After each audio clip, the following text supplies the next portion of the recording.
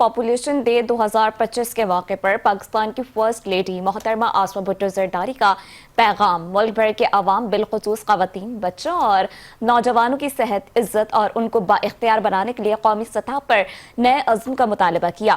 آسما بھٹو زرداری نے کہا کہ آج کا دن اعداد و شمار کے پیچھے چھپے ہوئے انسانوں کی زندگیوں اور کہانیوں کی یاد دلاتا ہے۔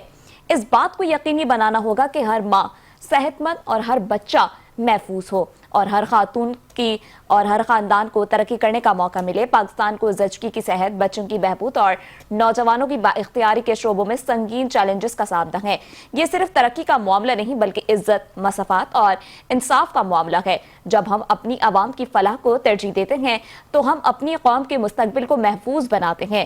انہوں نے کہا کہ نوجوانوں کے لیے ایسے مواقع پیدا کرنے کی ضرورت ہے جن سے وہ باعزت زندگی گزار سکیں، امتیاز سے پاک رہیں اور باخبر فیصلے کرنے کے قابل ہوں۔ ہمارے نوجوان صرف ہمارا مستقبل نہیں بلکہ ہمارا حال بھی ہیں۔